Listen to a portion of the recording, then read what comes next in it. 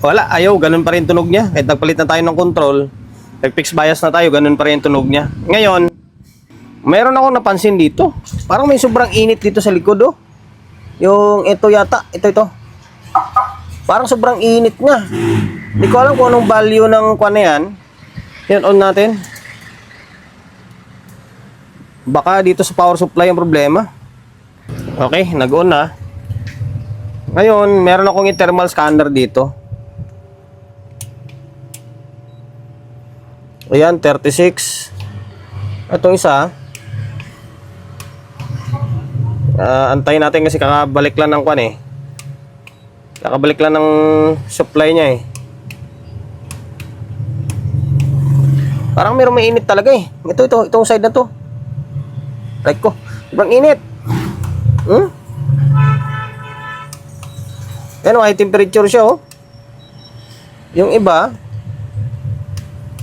hindi naman. Tingin ko yan to siguro nakakapaso eh. Baka supply ng input buffer yan o ano.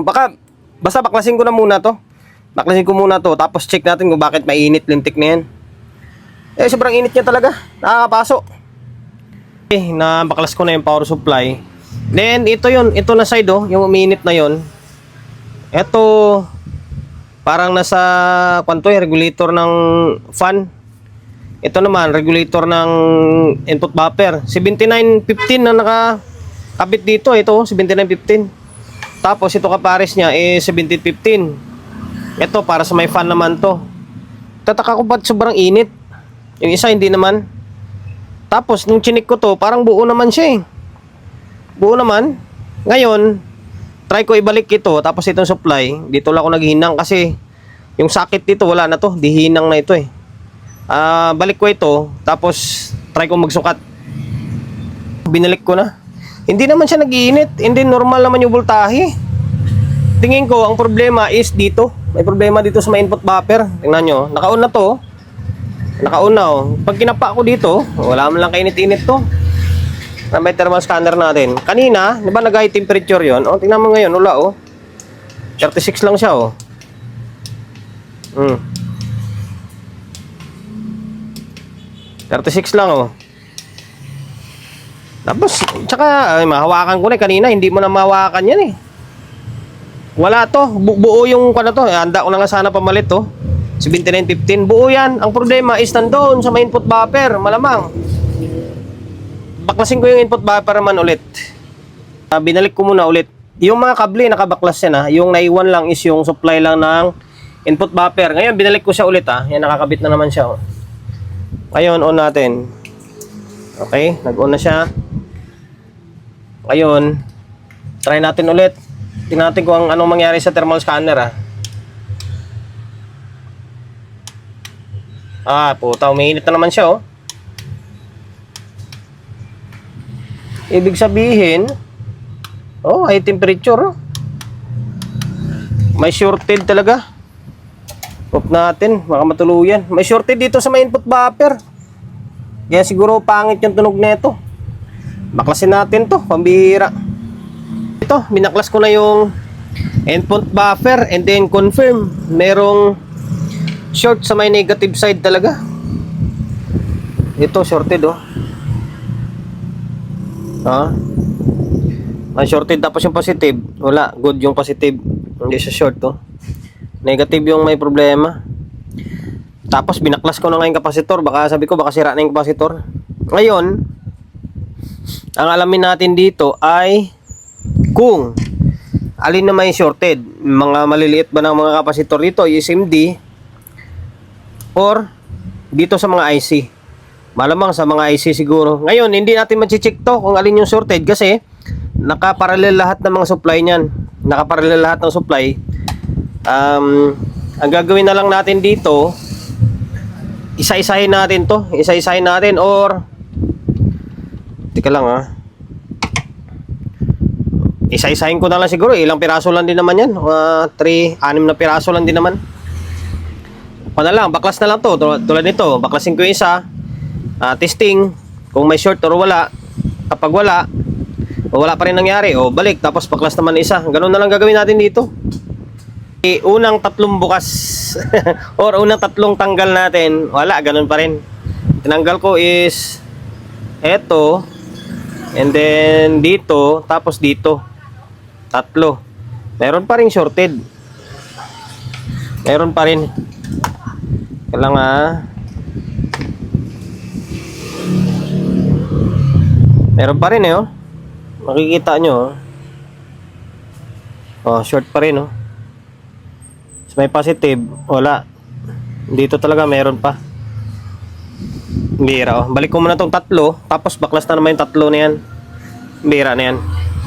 Bali eto. Yung panghuling baklas ko pa, yung nagkaroon ng shorted. Binaklas ko to dito, dito, and then dito. Yung dito, yung panghuli dito sa gitna, yun pa yung nagka-shorted. Pang last pa oh, di man lang naging una na baklas. Ngayon nawala na siya oh. Hindi ko lang pinakita kasi tatlo-tatlong kwan eh. Tatlo-tatlo yung ginagawa ko. Ito nawala na yung short niya oh. Tingnan nyo. Oh, di ba nawala na oh. Nawala na oh. Oh. Wala na. Yung andito pa oh, nasa gitna pa.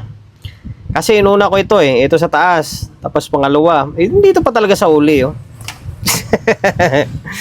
Hindi mo lang dapat yung unang mukana pa lang, di ba? O ito, kung alam ko lang ito yung sira eh, dapat unang baklas agad eh, dito na eh. Okay, palitan natin. 4558 lang naman yung IC na yan, value niya. 4558 lang. Okay, palitan natin to. Balik natin yung dalawa. Pinalitan ko na ito pala. Ito. Tapos ito yung tinanggal natin ha. Pinalitan natin. Binras ko na ng kwan. Ayun, thinner. Lacquer thinner naman ito eh. Binras ko na para matanggal yung flux. And then, para malinisan na rin. Okay, linis na niya oh. Ngayon, tingnan nyo kung may shorted pa or wala na. Okay, dito. Oh, wala na oh. Wala na yung shorted oh. Tapos dito, positive to eh. Oh, wala na. Teka lang, hirap pag tusok eh. O yan, wala na oh. Okay? Ngayon, gagawin natin, balik ko tong kapasitor pala muna. Tanggal ko to eh. Ngayon, bago natin balik to sa may pinaka-case niya, patunugin ko muna ito sa labas. Kailangan maging normal muna yung audio niya. Kasi mahirap naman, binalik natin. Yung pala, wala pa ring audio, di ba? Kaya kailangan patunugin muna natin gamit itong audio tracer natin. Okay? Salangan ko muna ng audio tracer to. Nagsalang na tayo ng pa natin, no? Yung audio tracer. Okay, ito. Tapos, yung supply, dahil maiksi yung wire, dugtong tayo siyempre. Ayan, no? Lagi naman natin ginagawa to eh. Sa mga solid follower natin, subscriber is kabisado na nila kung paano tayo mag-audio trace nito. Ngayon, itong dalawa na to, volume 1 or volume 2 ito. Channel 1 or channel 2. Ngayon, ang gagawin mo, ipagsara mo to. Ipag-short mo yung in tapos out. Ito kasi ground to. Focus ka. Ayan, ground kasi ito. Ground, oh. Common ground yan. Ito, in, out ito. Ngayon, pagsara mo yan. Meron, oh. Meron. Dalawang channel meron. Ngayon, napagsara na natin yan. Kailangan, ito yung out niya. Kailangan meron dito. Meron. Dito, sabihin natin channel 1 yan or channel 2. Ayan, ito, kailangan meron din to dito.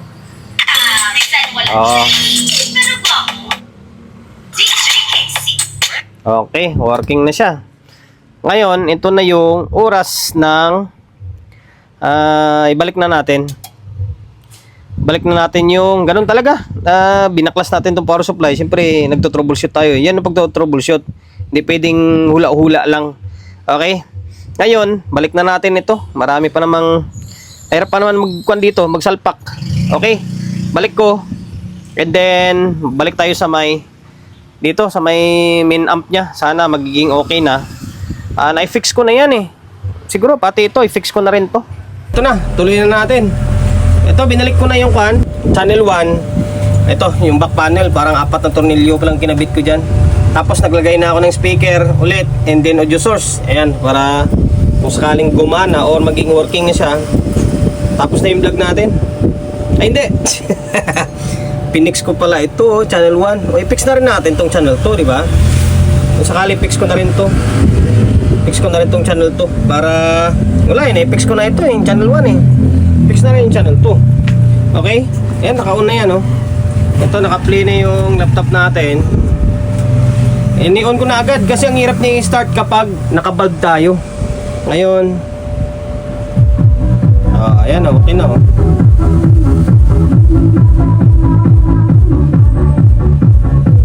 Diba? Normal yung tunog niya oh.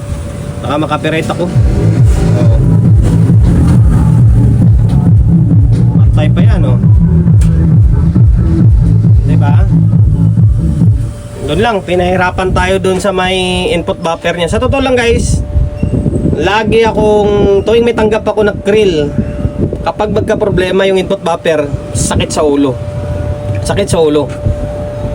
Wala pa naman mapagbila ng board yan. Buti sana kung mga CE series ngayon may makuhanan tayo ng board. Ayan, wala. Kaya kailangan mong tiyagain para makuha mo talaga. Okay? Ayan o. Oh, ha? Working na. Goods na. Ang problema na lang nito ay itong channel 2. Although okay na to, kaya pwede ko na sanang ituloy ito na okay na to, takpan na lang kumbaga. Kaso siyempre nakita nyo na, di ba? Nakita nyo na na pinix bias ko na tong isa. Ay di, fix bias na lang din natin yung channel 2, di ba? Okay, tanggalin ko muna itong channel 2, i-fix natin para makapag-proceed tayo. Kung compressor na lang din naman ito.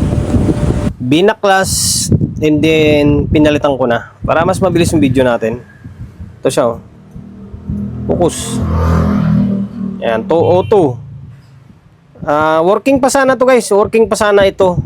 Kaso nga lang, sabi ko nga sa inyo kanina, di ba? Nasimulan ko na eh. Na-fix ko na yung kabila eh. Ang ano, alam ka naman, hindi ko i-fix to dito, di ba?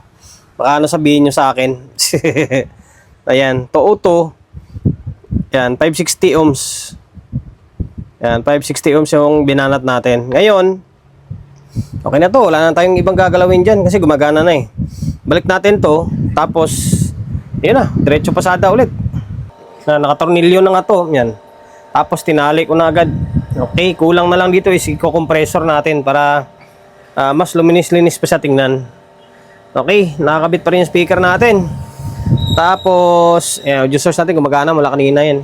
Ngayon, yan.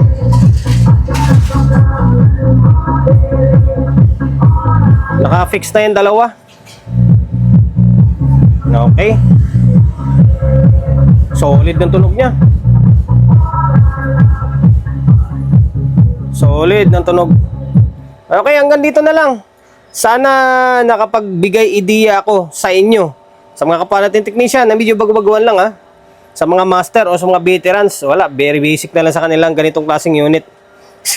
Para lang sa mga baguhan na yung tipong nagsisimula pa lang, di ba? Malay nyo, may encounter nyo yung ganitong klaseng unit, yung krill na 20, tapos ganito yung issue, di kahit pa paano, nakapagbigay ideya ako sa inyo.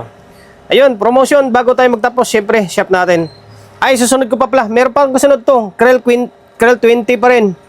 Andun yung karton nyo, isa lang may-ari. And then, promotion, bago tayo magtapos, syempre, shop natin. Solid G Electronics Repair Shop, number 61, Don Julio, Gregorio Street, Sauyo Road, Sauyo, Quezon City. Social media pages natin, so kung hindi pa nakapag-follow, paki-follow, and then siyempre paki-share na video natin sa my Facebook, YouTube channel. So kung hindi pa nakapag-subscribe, paki-subscribe, like, share, and then siyempre paki-hit ng bell button sa gilid para updated ka sa mga susunod na video na i-upload ko. Ingat, God bless, and then peace atin lahat.